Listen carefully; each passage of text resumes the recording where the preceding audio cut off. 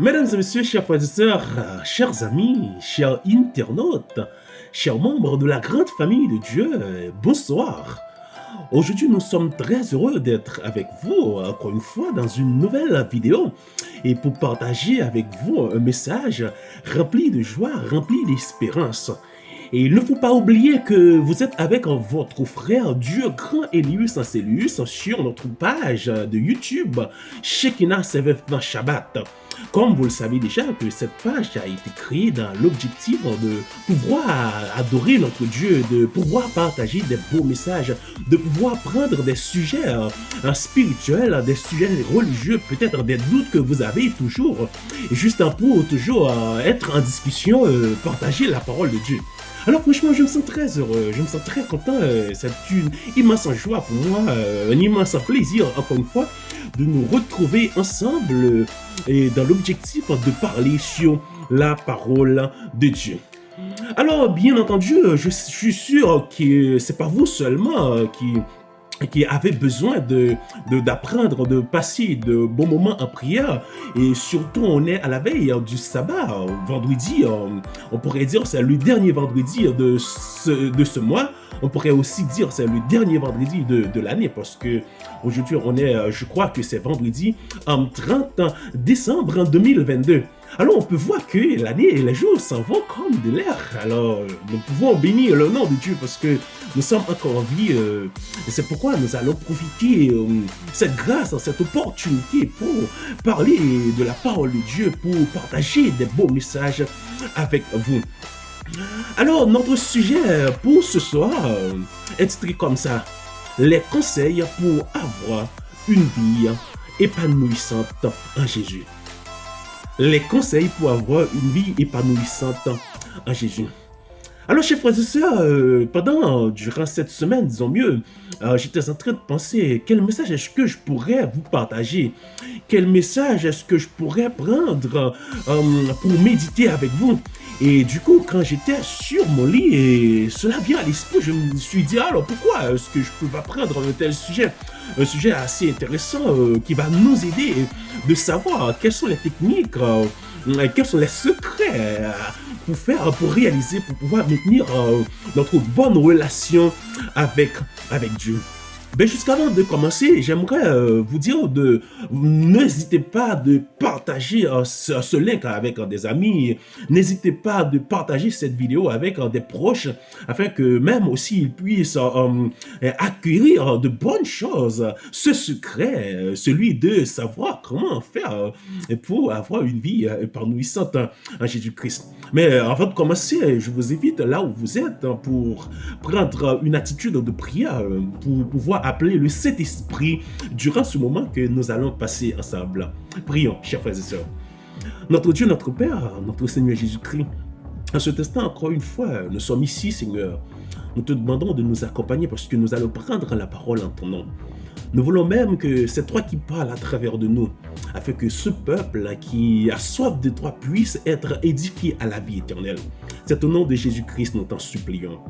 Amen. Chers frères et sœurs, chers amis, notre texte de méditation se trouve dans le livre de Saint Jean, chapitre 15, et les versets 1er jusqu'à 8. Mais avant d'aller plus profond dans notre sujet pour cet après-midi, alors j'aimerais vous partager quelques illustrations.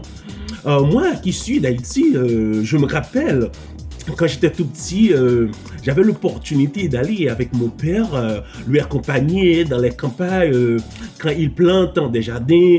Mon père avait beaucoup de plantations d'aubergines, de giromons, plantation de gombo, plantation de petits pois et beaucoup de choses. Mon père avait l'habitude de planter dans ses jardins. Et des fois, il y a des plantes, laissez-moi vous dire, chers frères et sœurs, ces plantes-là, elles ont besoin beaucoup d'eau pour être en vigueur, pour être fortes. Il y a d'autres plantes qui n'ont pas besoin forcément de l'eau, mais quand même, il faut les nourrir, il faut les arroser afin que ces plantes-là puissent apporter de bons fruits.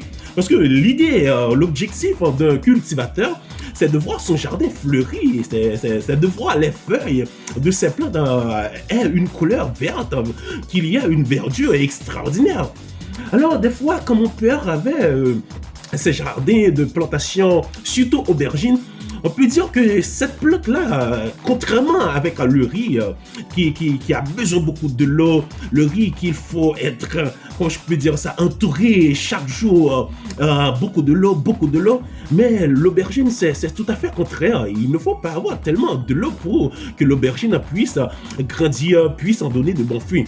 Néanmoins, il faut quand même les arroser. Il ne faut pas laisser trop de temps sans que l'aubergine puisse être arrosée. Sinon, on va voir que ce sera catastrophique. La récolte ne sera pas trop fructueuse.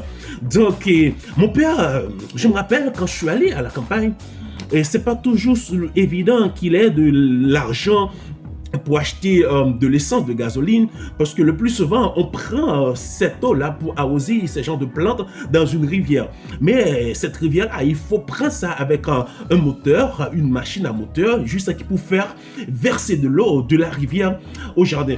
Mais ça peut arriver à un moment donné que mon père, peut-être, il a eu tellement de jardins, il n'a pas eu la chance d'aller dans ces jardins-là pour les arroser. Et après une semaine, peut-être, quand mon père va dans ces jardins-là, on peut voir que la plantation d'aubergines, on voit que les feuilles commencent à être desséchées. On voit que les plantes commencent à être un peu faibles parce qu'il leur manque de l'eau. Il leur manque de nourriture. On voit que les feuilles commencent à tomber petit à petit.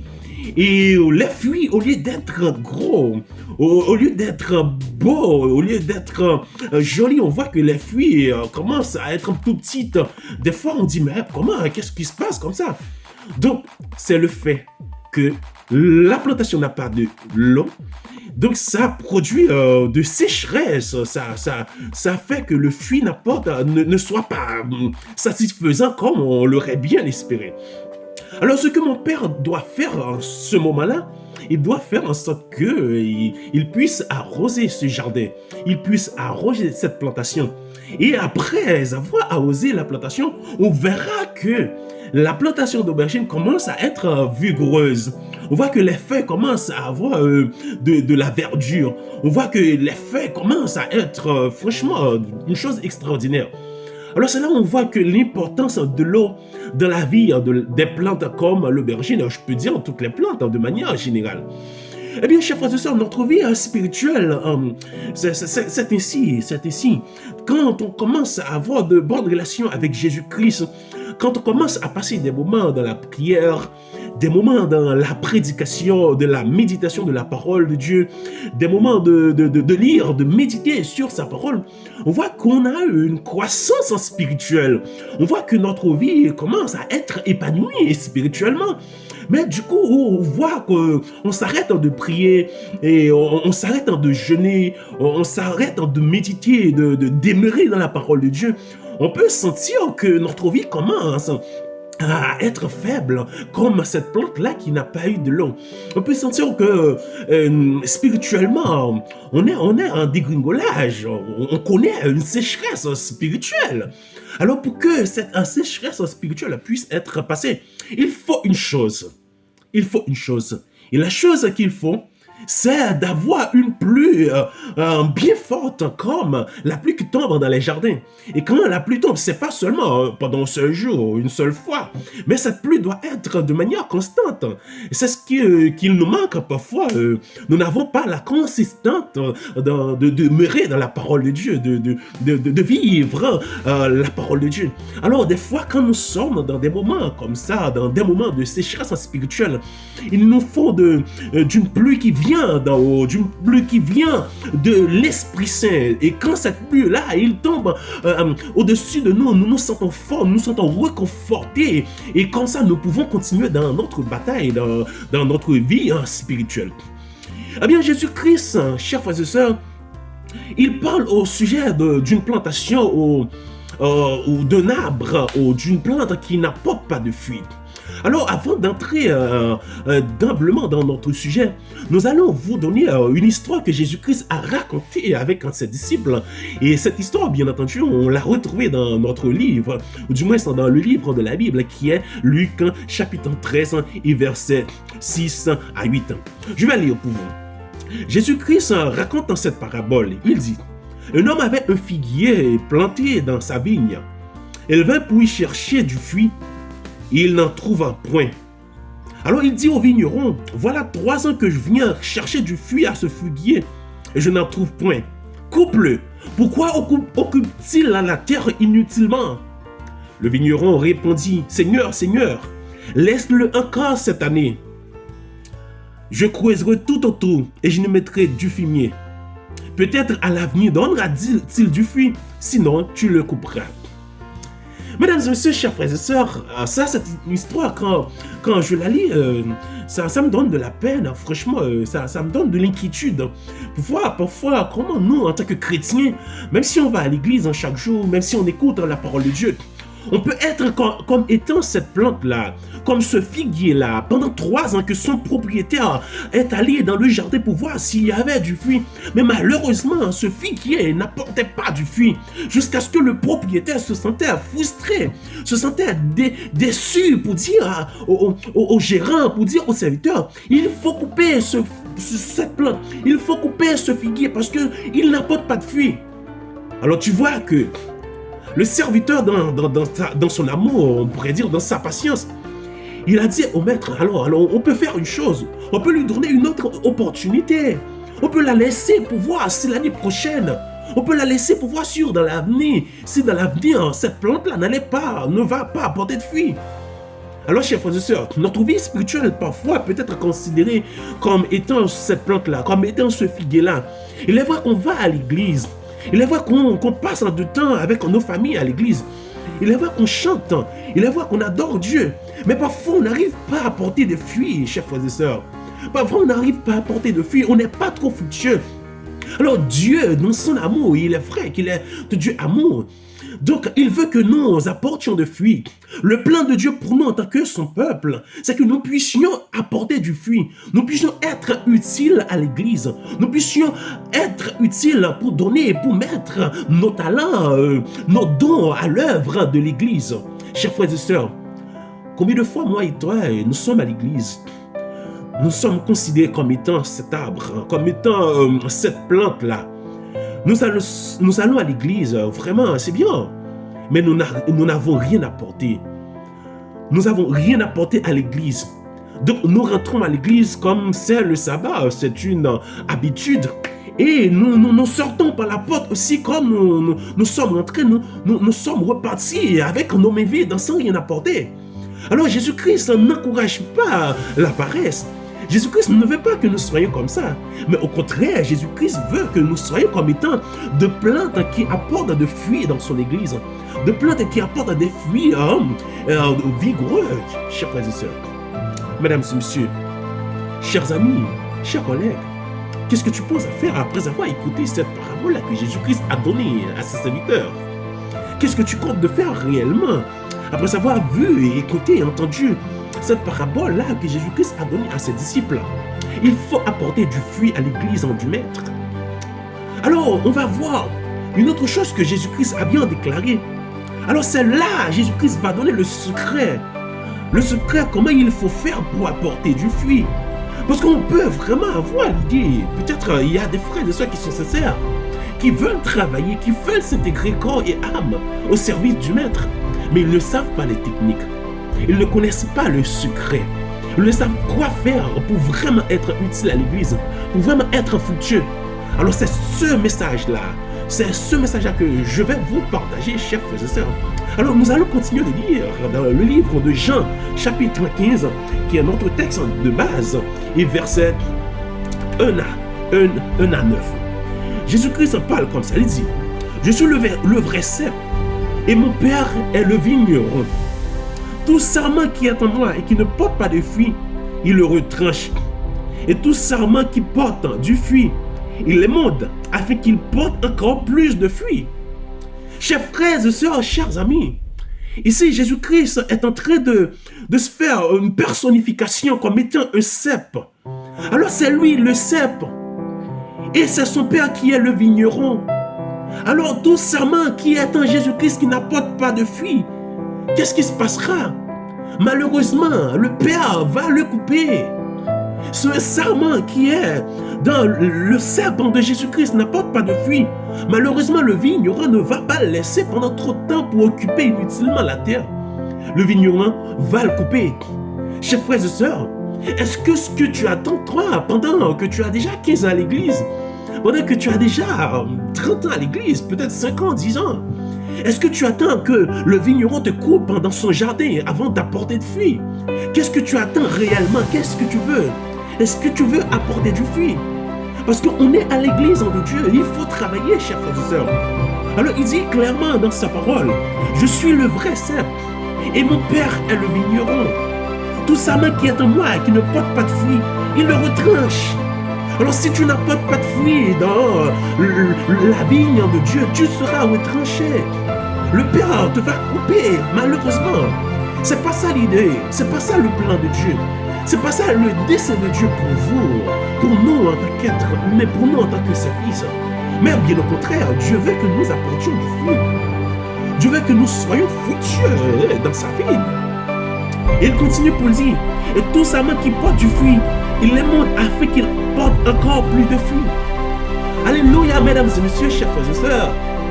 Alors si nous apportions du fruit, même si ce n'est pas beaucoup, alors le fait que Jésus voit que nous avons le désir de travailler, que nous avons le désir de faire du bien, que nous avons le désir de travailler, de faire progresser son œuvre, alors il va nous donner plus de moyens, plus d'habileté, plus de capacité afin que nous puissions être encore prospères.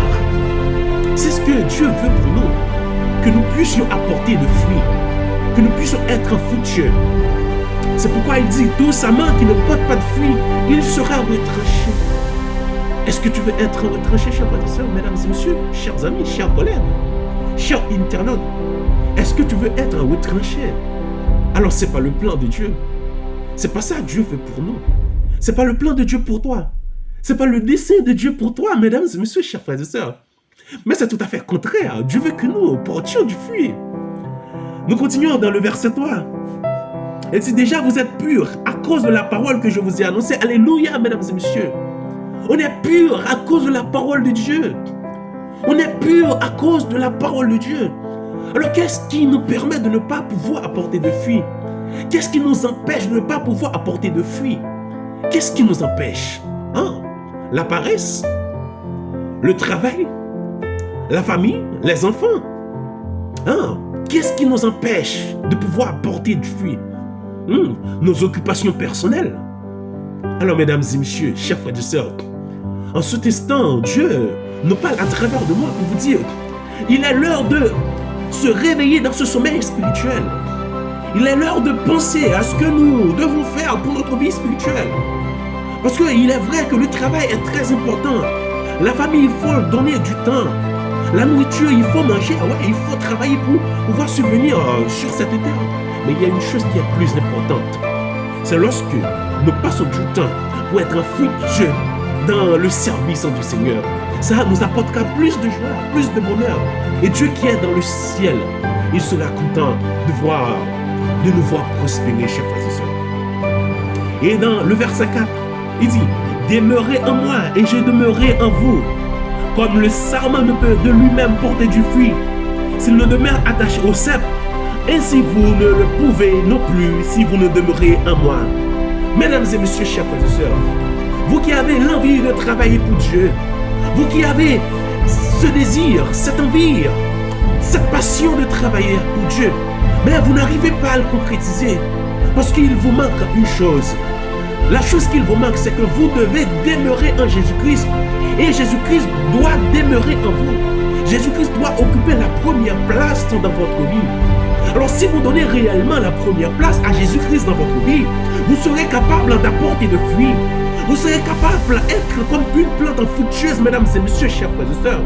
Parce qu'il dit, demeurez en moi et je demeure en vous. Si vous demeurez en moi et je demeure en vous, vous apporterez du fruit. Vous apporterez du fruit, chers frères et sœurs. C'est le secret pour pouvoir apporter du fruit. Il faut que Jésus demeure en nous.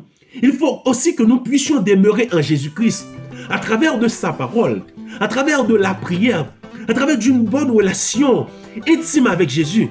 Sans une bonne relation intime avec Jésus, Notre vie sera inutile, comme cette plante-là qui a occupé l'espace dans le jardin de ce propriétaire inutilement, jusqu'à ce que son maître se sentait déçu. Son propriétaire se sentait déçu pour dire, il faut le couper, parce qu'il occupe de la place inutilement dans son champ. Mesdames et messieurs, chers frères et sœurs, ce n'est pas le plan de Dieu pour nous. Ce n'est pas le dessein de Dieu pour nous. Dieu veut que nous puissions apporter du fruit. Et toi, qu'est-ce que tu veux faire? Tu veux continuer de vivre comme ça, mesdames et messieurs? Est-ce que tu veux continuer de vivre comme ça? Ou du moins, tu veux apporter du fruit? Alors, mesdames et messieurs, chers frères et sœurs, c'est en ce moment qu'il faut prendre des décisions. C'est en ce moment-ci qu'il faut penser pour décider qu'est-ce que réellement tu veux dans ta vie. Est-ce que tu veux apporter du fruit? Est-ce que tu veux rester comme ça, oisif, sans rien faire? Est-ce que tu veux continuer à venir à l'église? Écouter la parole de Dieu?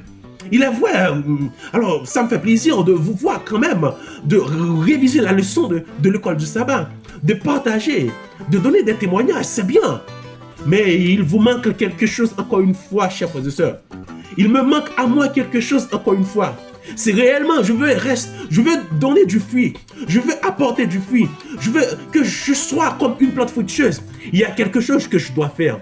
Et la chose que je dois faire, je dois demeurer en Jésus-Christ.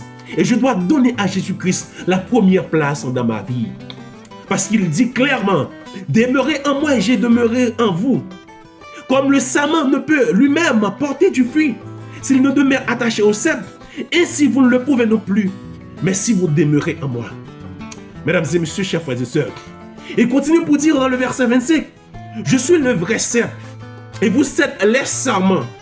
Celui qui demeure en moi et en qui je demeure porte beaucoup de fruits, car sans moi vous ne pouvez rien faire. Mesdames et messieurs, chers frères et sœurs, nous avons la bénédiction, nous avons la chance, nous avons le privilège de que si Jésus habite en nous, si Jésus demeure dans notre vie, et si nous aussi nous demeurons en Jésus-Christ, nous pourrons apporter de fruits et de bons fruits, chers frères et sœurs.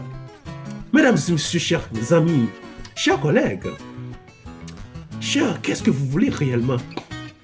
Est-ce que vous voulez apporter du fruit? Est-ce que réellement vous voulez être utile dans le temps, au service de Dieu? Est-ce que vous voulez être utile à l'église? Est-ce que réellement vous voulez apporter de vos dons, de vos talents que Dieu vous a donnés au service de l'église? Parce que Dieu vous encourage. Jésus vous encourage en ce matin, chers frères et sœurs, à pouvoir être comme étant une plante fructueuse. Une plante qui apporte beaucoup de fruits. Parce que pour apporter beaucoup de fruits, il faut demeurer en Jésus. Et Jésus doit demeurer en vous. Il continue pour dire, je suis le cep, vous êtes les sarments. Celui qui demeure en moi et en qui je demeure porte beaucoup de fruits. Car sans moi, vous ne pouvez rien faire. Et si quelqu'un ne demeure pas en moi, écoutez bien, il y a deux choses. La première condition, Jésus nous dit clairement, si nous voulons porter du fruit, il faut demeurer en lui. Et il faut lui donner aussi la première place dans notre vie. De manière contraire, parce que Dieu, il est un Dieu d'amour. Il ne va pas nous obliger à faire des choses que nous ne voulons. Jésus ne va pas nous imposer à faire des choses que nous n'en avons pas de volonté. Mais si toutefois que nous n'avons pas de volonté, il dit clairement ici, si quelqu'un ne demeure pas en moi, il est jeté dehors, comme le sarment, et il sèche. Puis on ramasse les sarments et on les jette au feu et ils brûlent. Malheureusement, chers frères et sœurs, c'est pas ça le plan de Dieu pour nous. Dieu ne veut pas que nous soyons jetés. Dieu ne veut pas que nous soyons coupés, que nous soyons arrachés, que nous soyons séparés de son peuple. C'est pas ça le plan de Dieu pour nous. Mais le plan de Dieu, c'est que nous puissions apporter du fruit. Mesdames et messieurs, si quelqu'un ne demeure pas en Jésus-Christ, et si Jésus-Christ ne demeure pas en quelqu'un, il sera jeté comme le sarment et il sèche. Puis on ramasse les sarments et on les jette au feu et ils brûlent. Qu'est-ce que vous voulez en ce instant? Mesdames et messieurs, chers frères et sœurs, chers collègues, chers héritiers pour le royaume du ciel, pour le royaume des cieux, qu'est-ce que vous voulez réellement? En ce moment, vous devez prendre la décision. Vous devez choisir qu'est-ce que vous voulez. Est-ce que vous voulez continuer à vivre dans l'oisiveté? Est-ce que vous voulez être fructueux? Est-ce que réellement vous voulez être utile à l'église de Dieu? Est-ce que vous voulez être, ou du moins apporter de fruits? Qu'est-ce que vous voulez réellement? Si vous apportez de fruits, c'est bien, notre Père sera content. Mais si nous n'apportons pas de fruits, comme il dit, malheureusement, nous serons jetés, coupés et jetés dans le feu. Au verset 7, il dit, si vous demeurez en moi et que mes paroles demeurent en vous, demandez ce que vous voudrez et cela vous sera accordé. Mesdames et messieurs, chers frères et sœurs, alors, il est vrai que tu es malade. Il est vrai que tu es en train de passer des moments difficiles. Il est vrai que tu as un rêve, un désir, des choses que tu veux que Dieu accomplisse dans ta vie. Ça fait des années, ça fait des mois, des temps. Tu ne peux pas les accomplir tout seul. Il est vrai que tu pries, mais rien n'arrive pas encore à être positif dans ta vie. Mais il faut que tu fasses une chose. Ce que tu dois faire, tu dois demeurer en Jésus.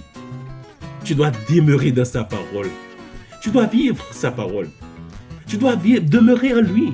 Si tu demeures en Jésus-Christ, tu apporteras beaucoup de fruits. Et si Jésus demeure en toi, tu apporteras aussi beaucoup de fruits. Qu'est-ce que tu veux, chers frères et sœurs? Dis-moi qu'est-ce que tu veux. Dis-moi, chers frères et sœurs, qu'est-ce que tu veux?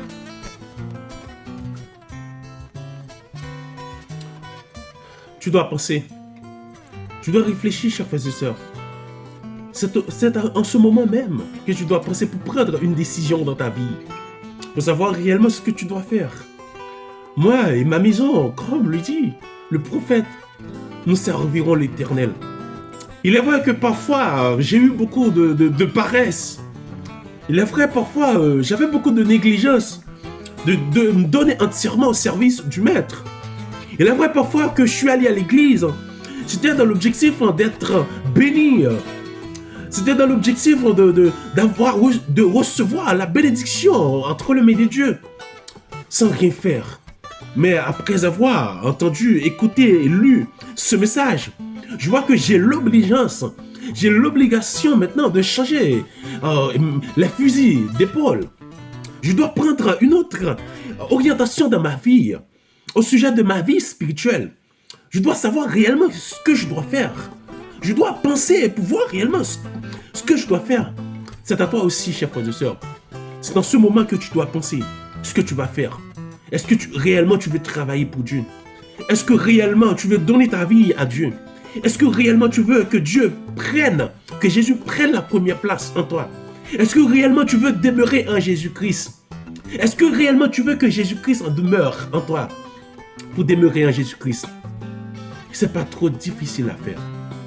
Alors quand tu te lèves, quand tu te réveilles, tu prends le chemin pour aller au boulot, tu prends un sandwich, tu prends un café, tu nourris le corps, mais tu as oublié une chose, tu n'as pas nourri, tu n'as pas nourri ton âme, tu n'as pas nourri ta vie spirituelle, tu n'as pas prié, tu donnes plus d'importance à ton boulot qu'à Dieu, tu donnes plus d'importance à ta famille qu'à Dieu, tu donnes plus d'importance à tes fils, à tes filles qu'à Dieu. C'est légitime, c'est pertinent, moi je l'accepte. Mais il faut savoir, il faut s'en rappeler que la première personne à qui tu dois donner la première place dans ta vie, c'est pas ta femme, c'est pas tes fils, ce ne sont pas tes filles, tes fils, mais c'est Dieu. C'est ça que la parole de Jésus lui dit dans sa parole, disons mieux. Il faut demeurer en lui et lui aussi il faut qu'il demeure en nous. C'est comme ça que nous allons pouvoir porter de fruits. Et au verset 8, il dit, si vous portez de fruits, c'est ainsi que mon Père sera glorifié et que vous serez mes disciples. Alléluia, mesdames et messieurs. Chers frères et sœurs, chers amis, chers collègues, chers internautes, vous qui avez passé tout ce moment pour nous écouter, vous qui laissez vos activités personnelles pour prendre ce petit temps-là, pour entendre cette parole de bénédiction, ce message rempli de vie. Alors, mon conseil pour toi, mes conseils pour vous, vous devez penser pour prendre une bonne décision dans ta vie. Alors, je ne sais pas laquelle est-ce que vous allez prendre. Je ne sais pas quelle décision est-ce que vous allez prendre. Si c'est nécessaire pour vous, alors je vous aurais conseillé dès maintenant, dès aujourd'hui, de donner la première place à Dieu dans ta vie. S'il te plaît, fais-le. Ce sera bon pour toi. Ce sera bon pour toi. Tu auras une vie heureuse sur cette terre. Tu auras une vie épanouissante spirituellement parlant. Tu seras heureux. Tu seras heureuse, mademoiselle. Si tu donnes la première place à Jésus dans ta vie, franchement, ta vie sera une vie de bénédiction. Une vie remplie de joie. C'est pourquoi moi et ma famille, ma petite fille, mon épouse, dès maintenant, on décide de donner notre vie à Dieu. On décide de donner la première place à Jésus dans notre vie. C'est comme ça que nous pourrons porter de fruits. C'est comme ça que nous pourrons être comme des plantes fructueuses. Mais nous sommes conscients, si nous ne donnons pas la première place à Jésus dans notre vie, tout ce que nous pourrons faire sur cette terre, ce sera en vain. De l'argent que nous possédons, ce sera des choses futiles. La maison que nous voulons travailler pour en avoir, la voiture, l'auto, toutes les choses matérielles que nous sommes en train de travailler, de nous efforcer pour procurer, ce sera en vain parce que cela ne va nous utile de rien. Comme Jésus-Christ l'a dit dans sa parole, à quoi servira-t-il à un homme de gagner le monde mais s'il perd son âme? Que donnera-t-il un homme en échange de son âme? Nous ne pourrons rien donner en échange de notre âme. Parce que notre âme vaut mieux que toute chose qui existe sur cette terre. C'est pourquoi, chers frères et sœurs, chers amis, chers collègues, chers membres de la grande famille de Dieu, alors c'était ce message-là que Dieu m'a donné pour vous. J'espère que vous et votre famille, j'espère que vous, votre épouse, votre époux, vos enfants, puissent mettre en application ces paroles-là, afin qu'ils puissent être comme étant des plantes qui portent de fruits. Et lorsque vous porterez du fruit, alors notre Père qui est dans le ciel, dans les cieux, notre Père céleste, il sera glorifié. Et que c'est ici que nous serons disciples de Jésus-Christ. Que Dieu vous bénisse, chers frères et sœurs, mesdames et messieurs. À la prochaine.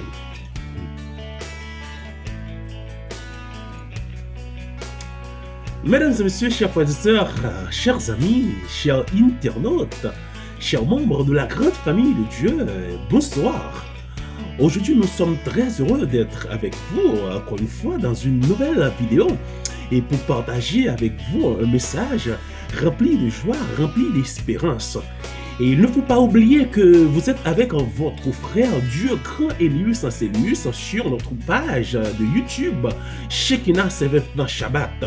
Comme vous le savez déjà que cette page a été créée dans l'objectif de pouvoir adorer notre Dieu, de pouvoir partager des beaux messages, de pouvoir prendre des sujets spirituels, des sujets religieux, peut-être des doutes que vous avez toujours, juste pour toujours être en discussion, partager la parole de Dieu.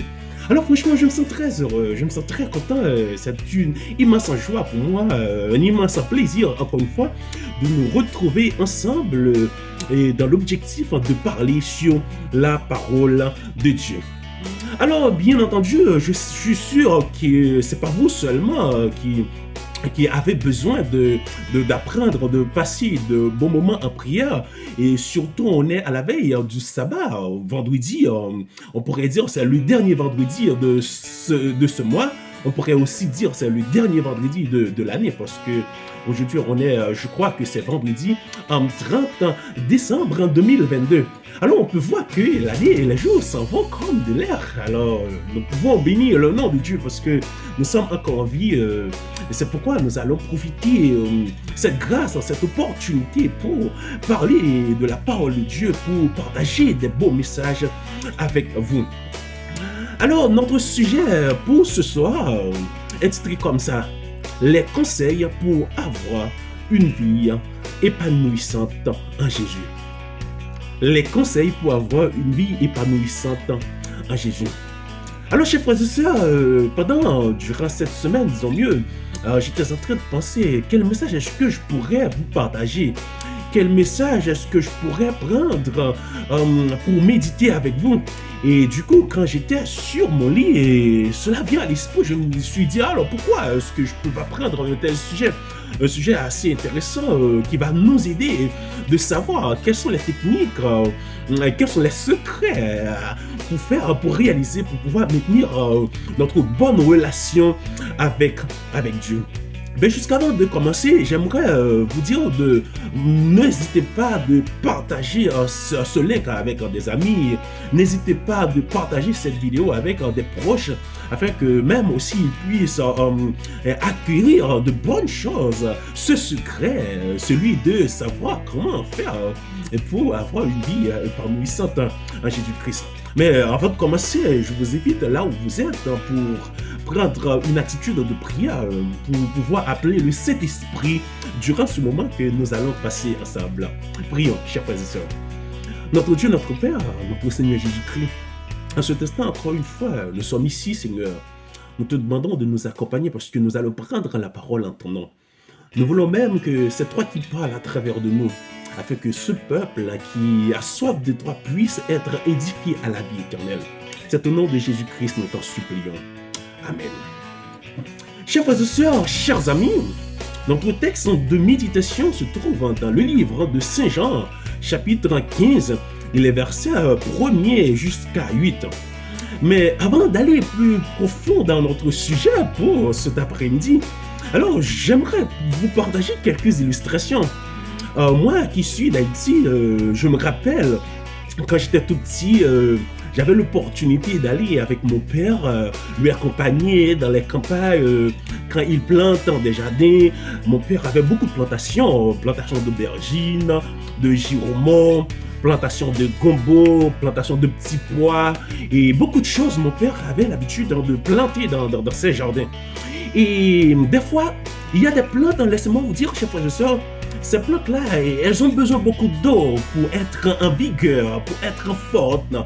Il y a d'autres plantes qui n'ont pas besoin forcément de l'eau, mais quand même, il faut les nourrir, il faut les arroser afin que ces plantes-là puissent apporter de bons fruits. Parce que l'idée, l'objectif d'un cultivateur, c'est de voir son jardin fleurir, c'est de voir les feuilles de ces plantes aient une couleur verte, qu'il y a une verdure extraordinaire.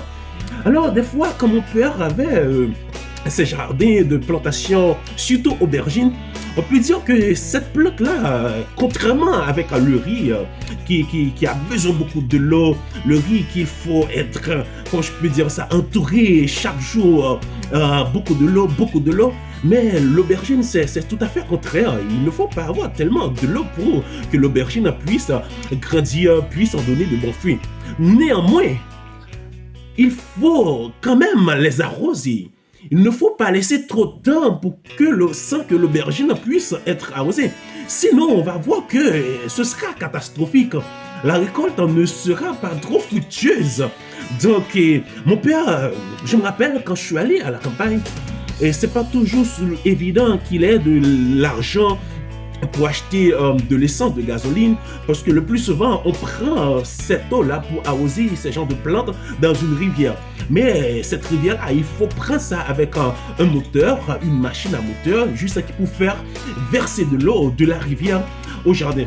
Mais ça peut arriver à un moment donné que mon père, peut-être il a eu tellement de jardins, il n'a pas eu la chance d'aller dans ces jardins-là pour les arroser. Et après une semaine, peut-être quand mon père va dans ces jardins-là, on peut voir que la plantation d'aubergines, on voit que les feuilles commencent à être desséchées. On voit que les plantes commencent à être un peu faibles parce qu'il leur manque de l'eau, il leur manque de nourriture. On voit que les feuilles commencent à tomber petit à petit. Et les fruits, au lieu d'être gros, au lieu d'être beaux, au lieu d'être jolis, on voit que les fruits commencent à être tout petits. Des fois, on dit, mais comment, qu'est-ce qui se passe comme ça? Donc, c'est le fait que la plantation n'a pas de l'eau. Donc, ça produit de sécheresse. Ça fait que le fruit ne soit pas satisfaisant comme on l'aurait bien espéré. Alors, ce que mon père doit faire en ce moment-là, il doit faire en sorte qu'il puisse arroser ce jardin, il puisse arroser cette plantation.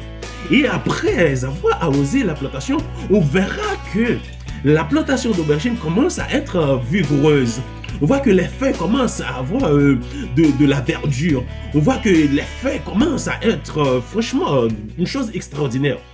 Alors c'est là où on voit que l'importance de l'eau dans la vie des plantes comme l'aubergine, je peux dire toutes les plantes de manière générale. Eh bien, chers frères et sœurs, notre vie spirituelle, c'est ainsi, c'est ainsi. Quand on commence à avoir de bonnes relations avec Jésus-Christ, quand on commence à passer des moments dans la prière, des moments dans la prédication, de la méditation de la parole de Dieu, des moments de lire, de méditer sur sa parole, on voit qu'on a une croissance spirituelle. On voit que notre vie commence à être épanouie spirituellement. Mais du coup, on voit qu'on s'arrête de prier, et on s'arrête de jeûner, on s'arrête de méditer, de demeurer dans la parole de Dieu. On peut sentir que notre vie commence à être faible, comme cette plante-là qui n'a pas eu de l'eau. On peut sentir que spirituellement, on est en dégringolage, on connaît une sécheresse spirituelle. Alors pour que cette sécheresse spirituelle puisse être passée, il faut une chose. Il faut une chose. Et la chose qu'il faut, c'est d'avoir une pluie bien forte comme la pluie qui tombe dans les jardins. Et quand la pluie tombe, c'est pas seulement pendant ce jour, une seule fois, mais cette pluie doit être de manière constante. C'est ce qu'il nous manque parfois. Nous n'avons pas la consistance de demeurer dans la parole de Dieu, de vivre la parole de Dieu. Alors des fois, quand nous sommes dans des moments comme ça, dans des moments de sécheresse spirituelle, il nous faut d'une pluie qui vient d'en haut, d'une pluie qui vient de l'Esprit Saint. Et quand cette pluie-là, il tombe au-dessus de nous, nous nous sentons forts, nous nous sentons réconfortés. Et comme ça, nous pouvons continuer dans notre bataille, dans notre vie spirituelle. Eh bien, Jésus-Christ, chers frères et sœurs, il parle au sujet d'une plantation ou d'un arbre ou d'une plante qui n'apporte pas de fruits. Alors, avant d'entrer d'humblement dans notre sujet, nous allons vous donner une histoire que Jésus-Christ a racontée avec ses disciples. Et cette histoire, bien entendu, on l'a retrouvée dans notre livre, ou du moins dans le livre de la Bible, qui est Luc, chapitre 13, et versets 6 à 8. Je vais lire pour vous. Jésus-Christ raconte dans cette parabole, il dit, « Un homme avait un figuier planté dans sa vigne. Il vint pour y chercher du fruit. Il n'en trouva point. Alors il dit au vigneron, voilà 3 ans que je viens chercher du fruit à ce figuier et je n'en trouve point. Coupe-le. Pourquoi occupe-t-il la terre inutilement? Le vigneron répondit, Seigneur, Seigneur, laisse-le encore cette année. Je creuserai tout autour et je ne mettrai du fumier. Peut-être à l'avenir donnera-t-il du fruit, sinon tu le couperas. Mesdames et messieurs, chers frères et sœurs, ça c'est une histoire, quand je la lis, ça me donne de la peine, franchement, ça me donne de l'inquiétude. Parfois, comment nous, en tant que chrétiens, même si on va à l'église chaque jour, même si on écoute la parole de Dieu, on peut être comme étant cette plante-là, comme ce figuier-là, pendant 3 ans que son propriétaire est allé dans le jardin pour voir s'il y avait du fruit. Mais malheureusement, ce figuier n'apportait pas du fruit, jusqu'à ce que le propriétaire se sentait frustré, se sentait déçu pour dire au gérant, pour dire au serviteur, il faut couper cette plante, il faut couper ce figuier parce qu'il n'apporte pas de fruit. Alors tu vois que le serviteur, dans son amour, on pourrait dire dans sa patience, il a dit au maître, alors on peut faire une chose, on peut lui donner une autre opportunité, on peut la laisser pour voir si l'année prochaine, on peut la laisser pour voir si dans l'avenir, cette plante-là ne va pas apporter de fruits. Alors, chers frères et sœurs, notre vie spirituelle parfois peut être considérée comme étant cette plante-là, comme étant ce figuier-là. Il est vrai qu'on va à l'église, il est vrai qu'on passe du temps avec nos familles à l'église, il est vrai qu'on chante, il est vrai qu'on adore Dieu, mais parfois on n'arrive pas à porter de fruits, chers frères et sœurs. Parfois on n'arrive pas à porter de fruits, on n'est pas trop fructueux. Alors Dieu, dans son amour, il est vrai qu'il est de Dieu amour. Donc il veut que nous apportions de fruits. Le plan de Dieu pour nous en tant que son peuple, c'est que nous puissions apporter du fruit. Nous puissions être utiles à l'église. Nous puissions être utiles pour donner, pour mettre nos talents, nos dons à l'œuvre de l'église. Chers frères et sœurs, combien de fois moi et toi, nous sommes à l'église, nous sommes considérés comme étant cet arbre, comme étant cette plante-là. Nous allons à l'église, vraiment, c'est bien. mais nous n'avons rien apporté. Nous n'avons rien apporté à l'église. Donc nous rentrons à l'église comme c'est le sabbat, c'est une habitude. Et nous sortons par la porte aussi comme nous sommes rentrés, nous sommes repartis avec nos mains vides sans rien apporter. Alors Jésus-Christ n'encourage pas la paresse. Jésus-Christ ne veut pas que nous soyons comme ça. Mais au contraire, Jésus-Christ veut que nous soyons comme étant de plantes qui apportent des fruits dans son église. De plantes qui apportent des fruits vigoureux, chers frères et sœurs.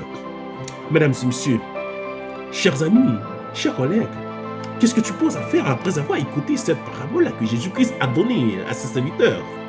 Qu'est-ce que tu comptes de faire réellement après avoir vu et écouté et entendu cette parabole-là que Jésus-Christ a donnée à ses disciples?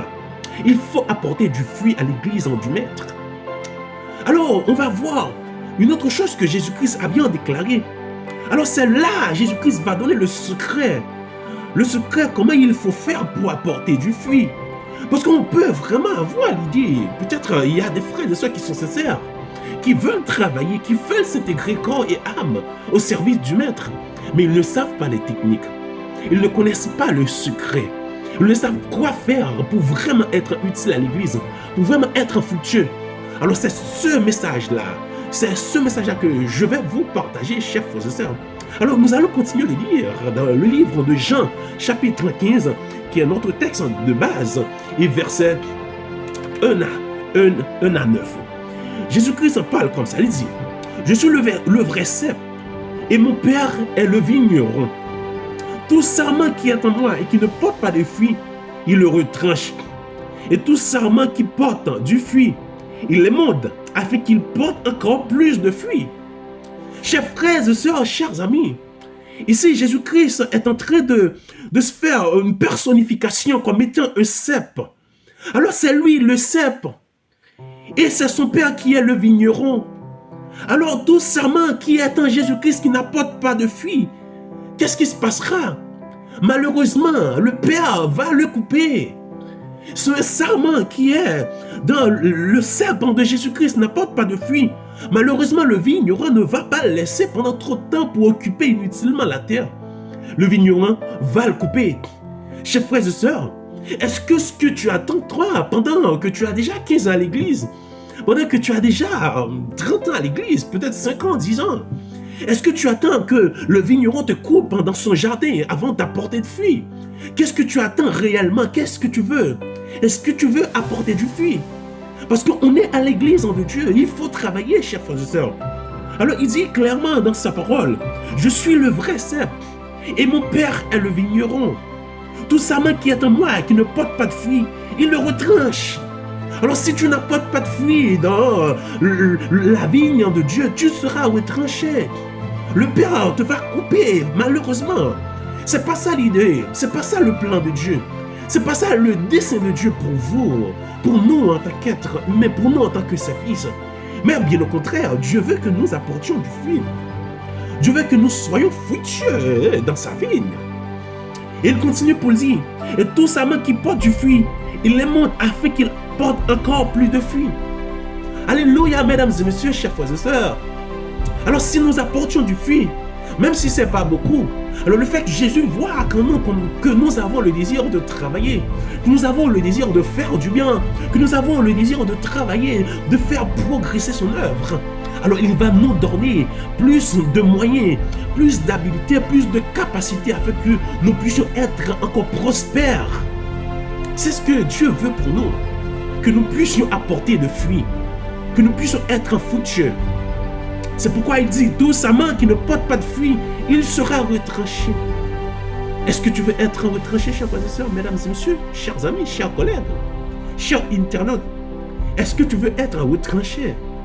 Alors ce n'est pas le plan de Dieu. C'est pas ça que Dieu fait pour nous. C'est pas le plan de Dieu pour toi. C'est pas le dessein de Dieu pour toi, mesdames et messieurs, chers frères et sœurs. Mais c'est tout à fait contraire. Dieu veut que nous portions du fruit. Nous continuons dans le verset 3. Elle dit déjà, vous êtes purs à cause de la parole que je vous ai annoncée. Alléluia, mesdames et messieurs. On est purs à cause de la parole de Dieu. On est purs à cause de la parole de Dieu. Alors, qu'est-ce qui nous permet de ne pas pouvoir apporter de fruits? Qu'est-ce qui nous empêche de ne pas pouvoir apporter de fruits? qu'est-ce qui nous empêche? La paresse, le travail, la famille, les enfants. Qu'est-ce qui nous empêche de pouvoir porter du fruit? Nos occupations personnelles. Alors, mesdames et messieurs, chers frères et sœurs, en cet instant, Dieu nous parle à travers de moi pour vous dire, il est l'heure de se réveiller dans ce sommeil spirituel. Il est l'heure de penser à ce que nous devons faire pour notre vie spirituelle. Parce qu'il est vrai que le travail est très important. La famille, il faut donner du temps. La nourriture, il faut manger. Il faut travailler pour pouvoir subvenir sur cette terre. Mais il y a une chose qui est plus importante. C'est lorsque nous passons du temps pour être fructueux dans le service du Seigneur. Ça nous apportera plus de joie, plus de bonheur. Et Dieu qui est dans le ciel, il sera content de nous voir prospérer, chers frères et sœurs. Et dans le verset 4, il dit, « Demeurez en moi et je demeurerai en vous. Comme le sarment ne peut de lui-même porter du fruit, s'il ne demeure attaché au cep, ainsi vous ne le pouvez non plus si vous ne demeurez en moi. » Mesdames et messieurs, chers frères et sœurs, vous qui avez l'envie de travailler pour Dieu, vous qui avez ce désir, cette envie, cette passion de travailler pour Dieu, mais vous n'arrivez pas à le concrétiser parce qu'il vous manque une chose. La chose qu'il vous manque, c'est que vous devez demeurer en Jésus-Christ. Et Jésus-Christ doit demeurer en vous. Jésus-Christ doit occuper la première place dans votre vie. Alors si vous donnez réellement la première place à Jésus-Christ dans votre vie, vous serez capable d'apporter de fruits. Vous serez capable d'être comme une plante fructueuse, mesdames et messieurs, chers frères et sœurs. Parce qu'il dit, demeurez en moi et je demeure en vous. Si vous demeurez en moi et je demeure en vous, vous apporterez du fruit. Vous apporterez du fruit, chers frères et sœurs. C'est le secret pour pouvoir apporter du fruit. Il faut que Jésus demeure en nous. Il faut aussi que nous puissions demeurer en Jésus-Christ. À travers de sa parole, à travers de la prière, à travers d'une bonne relation intime avec Jésus. Sans une bonne relation intime avec Jésus, notre vie sera inutile. Comme cette plante-là qui a occupé l'espace dans le jardin de ce propriétaire inutilement, jusqu'à ce que son maître se sentait déçu. Son propriétaire se sentait déçu pour dire, il faut le couper parce qu'il occupe de la place inutilement dans son champ. Mesdames et messieurs, chers frères et sœurs, ce n'est pas le plan de Dieu pour nous. Ce n'est pas le dessein de Dieu pour nous. Dieu veut que nous puissions apporter du fruit. Et toi, qu'est-ce que tu veux faire? Tu veux continuer de vivre comme ça, mesdames et messieurs? Est-ce que tu veux continuer de vivre comme ça? Ou du moins, tu veux apporter du fruit? Alors, mesdames et messieurs, chers frères et sœurs, c'est en ce moment qu'il faut prendre des décisions. C'est en ce moment-ci qu'il faut penser pour décider qu'est-ce que réellement tu veux dans ta vie. Est-ce que tu veux apporter du fruit? Est-ce que tu veux rester comme ça, oisif, sans rien faire? Est-ce que tu veux continuer à venir à l'église? Écouter la parole de Dieu? Il est vrai, alors ça me fait plaisir de vous voir quand même, de réviser la leçon de l'école du sabbat, de partager, de donner des témoignages, c'est bien. Mais il vous manque quelque chose encore une fois, chers frères et sœurs. Il me manque à moi quelque chose encore une fois. C'est réellement, je veux donner du fruit. Je veux apporter du fruit. Je veux que je sois comme une plante fructueuse. Il y a quelque chose que je dois faire. Et la chose que je dois faire, je dois demeurer en Jésus-Christ. Et je dois donner à Jésus-Christ la première place dans ma vie. Parce qu'il dit clairement, demeurez en moi et j'ai demeuré en vous. Comme le sarment ne peut lui-même porter du fruit s'il ne demeure attaché au cep, et si vous ne le pouvez non plus, mais si vous demeurez en moi. Mesdames et messieurs, chers frères et sœurs, il continue pour dire dans le verset 25, je suis le vrai cep, et vous êtes les sarments. Celui qui demeure en moi et en qui je demeure porte beaucoup de fruits, car sans moi vous ne pouvez rien faire. Mesdames et messieurs, chers frères et sœurs, nous avons la bénédiction, nous avons la chance, nous avons le privilège de que si Jésus habite en nous, si Jésus demeure dans notre vie, et si nous aussi nous demeurons en Jésus-Christ, nous pourrons apporter de fruits et de bons fruits, chers frères et sœurs. Mesdames et messieurs, chers amis, chers collègues, chers, qu'est-ce que vous voulez réellement? Est-ce que vous voulez apporter du fruit? Est-ce que réellement vous voulez être utile dans le temps, au service de Dieu? Est-ce que vous voulez être utile à l'église? Est-ce que réellement vous voulez apporter de vos dons, de vos talents que Dieu vous a donnés au service de l'Église. Parce que Dieu vous encourage. Jésus vous encourage en ce matin, chers frères et sœurs, à pouvoir être comme étant une plante fructueuse. Une plante qui apporte beaucoup de fruits. Parce que pour apporter beaucoup de fruits, il faut demeurer en Jésus. Et Jésus doit demeurer en vous. Il continue pour dire, je suis le cep, vous êtes les sarments. Celui qui demeure en moi et en qui demeure, et en qui je demeure, porte beaucoup de fruits. Car sans moi, vous ne pouvez rien faire. Et si quelqu'un ne demeure pas en moi, écoutez bien, il y a deux choses. La première condition, Jésus nous dit clairement, si nous voulons porter du fruit, il faut demeurer en lui. Et il faut lui donner aussi la première place dans notre vie. De manière contraire, parce que Dieu, il est un Dieu d'amour. Il ne va pas nous obliger à faire des choses que nous ne voulons. Jésus ne va pas nous imposer à faire des choses que nous n'en avons pas de volonté. Mais si toutefois que nous n'avons pas de volonté, il dit clairement ici, si quelqu'un ne demeure pas en moi, il est jeté dehors comme le sarment et il sèche. Puis on ramasse les sarments et on les jette au feu et ils brûlent. Malheureusement, chers frères et sœurs, c'est pas ça le plan de Dieu pour nous. Dieu ne veut pas que nous soyons jetés. Dieu ne veut pas que nous soyons coupés, que nous soyons arrachés, que nous soyons séparés de son peuple. C'est pas ça le plan de Dieu pour nous. Mais le plan de Dieu, c'est que nous puissions apporter du fruit. Mesdames et messieurs, si quelqu'un ne demeure pas en Jésus-Christ, et si Jésus-Christ ne demeure pas en quelqu'un, il sera jeté comme le sarment et il sèche. Puis on ramasse les sarments et on les jette au feu et ils brûlent. Qu'est-ce que vous voulez en ce instant? Mesdames et messieurs, chers frères et sœurs, chers collègues, chers héritiers pour le royaume du ciel, pour le royaume des cieux, qu'est-ce que vous voulez réellement? En ce moment, vous devez prendre la décision. Vous devez choisir qu'est-ce que vous voulez. Est-ce que vous voulez continuer à vivre dans l'oisiveté? Est-ce que vous voulez être fructueux? Est-ce que réellement vous voulez être utile à l'église de Dieu? Est-ce que vous voulez être, ou du moins apporter de fruits? Qu'est-ce que vous voulez réellement? Si vous apportez de fruits, c'est bien, notre Père sera content. Mais si nous n'apportons pas de fruits, comme il dit, malheureusement, nous serons jetés, coupés et jetés dans le feu.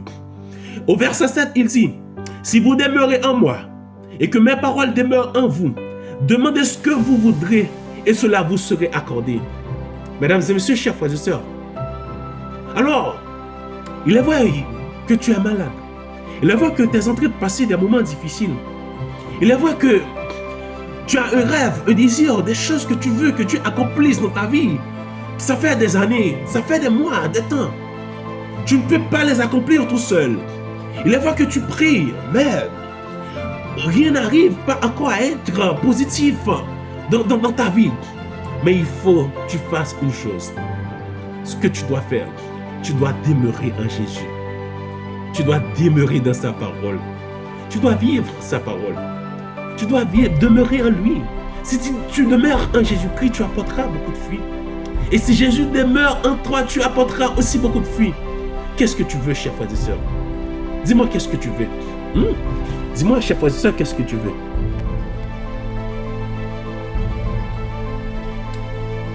Tu dois penser. Tu dois réfléchir, chers frères et sœurs. C'est en ce moment même que tu dois penser pour prendre une décision dans ta vie. Pour savoir réellement ce que tu dois faire. Moi et ma maison, comme le dit le prophète, nous servirons l'Éternel.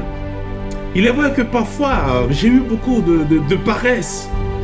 Il est vrai parfois, j'avais beaucoup de négligence de me donner entièrement au service du Maître. Il est vrai parfois que je suis allé à l'église. C'était dans l'objectif d'être béni. C'était dans l'objectif de recevoir la bénédiction entre les mains de Dieu, sans rien faire. Mais après avoir entendu, écouté et lu ce message, je vois que j'ai l'obligation maintenant de changer les fusils d'épaule. Je dois prendre une autre orientation dans ma vie, au sujet de ma vie spirituelle. Je dois savoir réellement ce que je dois faire. Je dois penser pour voir réellement ce que je dois faire. C'est à toi aussi, chers frères et sœurs. C'est dans ce moment que tu dois penser ce que tu vas faire. Est-ce que réellement tu veux travailler pour Dieu? Est-ce que réellement tu veux donner ta vie à Dieu? Est-ce que réellement tu veux que Dieu prenne, que Jésus prenne la première place en toi? Est-ce que réellement tu veux demeurer en Jésus-Christ? Est-ce que réellement tu veux que Jésus-Christ en demeure en toi? Pour demeurer en Jésus-Christ, c'est pas trop difficile à faire. Alors quand tu te lèves, quand tu te réveilles, tu prends le chemin pour aller au boulot, tu prends un sandwich, tu prends un café, tu nourris le corps, mais tu as oublié une chose, tu n'as pas nourri, tu n'as pas nourri ton âme, tu n'as pas nourri ta vie spirituelle, tu n'as pas prié, hein? Tu donnes plus d'importance à ton boulot qu'à Dieu, tu donnes plus d'importance à ta famille qu'à Dieu, tu donnes plus d'importance à tes fils, à tes filles qu'à Dieu. C'est légitime, c'est pertinent, moi je l'accepte, mais il faut savoir, il faut s'en rappeler que la première personne à qui tu dois donner la première place dans ta vie, c'est pas ta femme, c'est pas tes fils, ce ne sont pas tes filles, tes fils, mais c'est Dieu. C'est ça que la parole de Jésus lui dit dans sa parole, disant mieux, il faut demeurer en lui et lui aussi il faut qu'il demeure en nous. C'est comme ça que nous allons pouvoir porter de fruits. Et au verset 8, il dit, si vous portez de fruits, c'est ainsi que mon Père sera glorifié et que vous serez mes disciples. Alléluia, mesdames et messieurs. Chers frères et sœurs, chers amis, chers collègues, chers internautes, vous qui avez passé tout ce moment pour nous écouter, vous qui laissez vos activités personnelles pour prendre ce petit temps-là, pour entendre cette parole de bénédiction, ce message rempli de vie. Alors, mon conseil pour toi, mes conseils pour vous, vous devez penser pour prendre une bonne décision dans ta vie. Alors, je ne sais pas laquelle est-ce que vous allez prendre. Je ne sais pas quelle décision est-ce que vous allez prendre.